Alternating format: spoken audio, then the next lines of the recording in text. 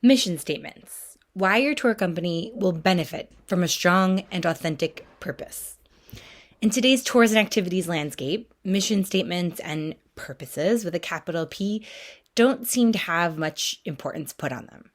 Even though there has been recent studies to show that travelers increasingly are interested in booking with companies whose values align with their own, and also evidence of an increase in wanting to go deeper than your average bus tour, even if they're also booking that bus tour.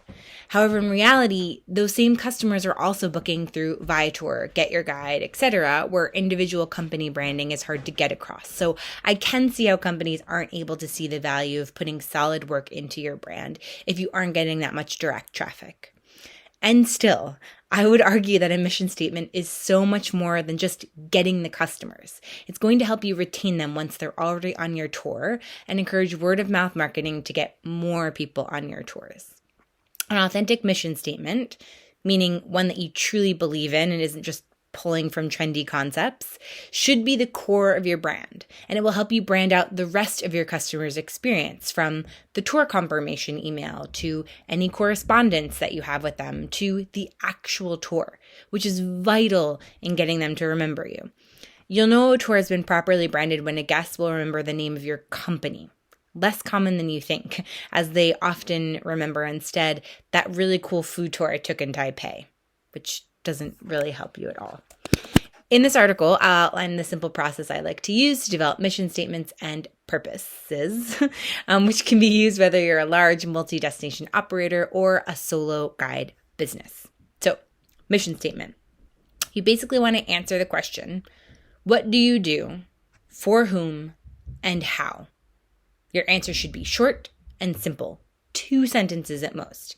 It should also be specific. So I'll give you a bad example first. At this tour company, we create amazing tours for travelers by showing them the local side of our cities. What's wrong with that statement? It's very generic, right? And it doesn't really tell you anything. To break it down with this imaginary company, I would push back, on the what. Create amazing tours. What does that mean?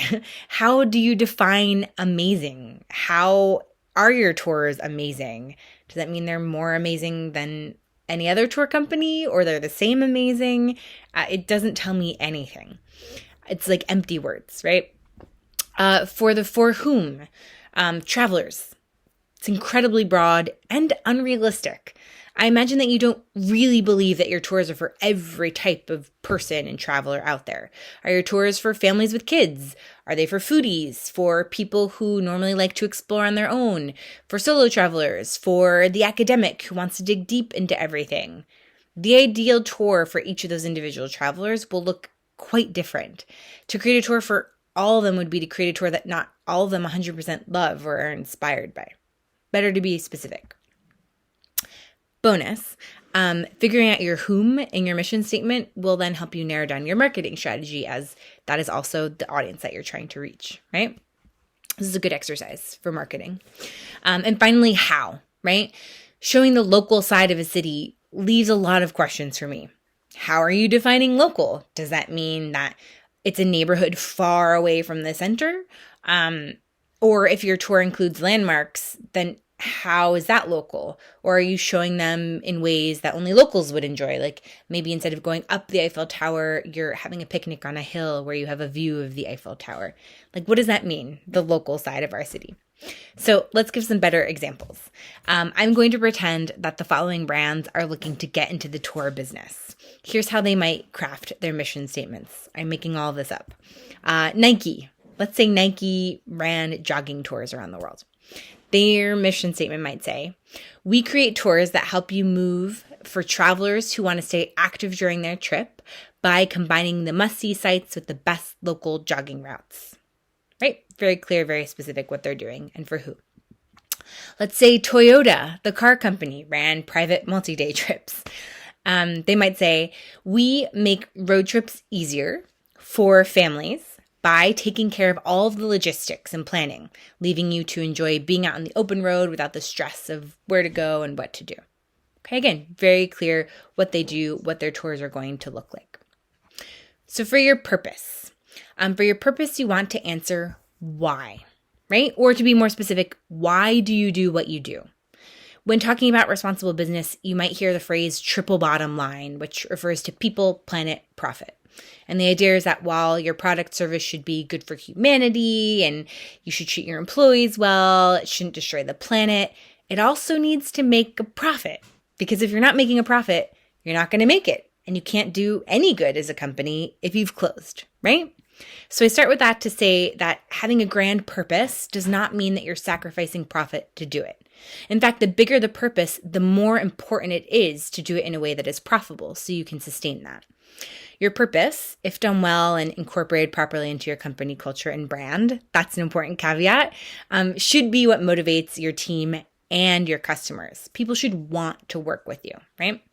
The best purpose statements, like business ideas, come from seeing a gap in the market. So here are two companies that have incredibly strong purpose statements that guide how they put their tours together. And both of them have gotten a lot of press thanks to this strong purpose. She Shapes History is a tour company in Australia, and their purpose is to balance out the lack of women seen in the official version of Australian history. So as you can imagine, they tell stories about women in Australian history. And the Mott Street Girls, based in New York City, their purpose is to celebrate the people, small businesses, and stories of Chinatowns. Again, very clear. If you go to their Instagram, all of their content lines up. And here, just to give you some actual purpose statements from companies outside of travel, if you think about it, you can actually link these purposes to the actual products and services made by these companies. So Nike's actual purpose is to bring inspiration and innovation to every athlete in the world. An athlete has a note that says, if you have a body, you're an athlete. JetBlue, the airplane, right? Their purpose is to bring humanity back to air travel. So offering free snacks, right? Having the most room in coach, apparently, according to any other airline. And finally, Ikea, their purpose is to create a better everyday life for many people. So for many people, it's inexpensive, better everyday life, better, fun, simple house stuff, right? It's really fun. I really recommend doing this. It's useful and really fun to put together.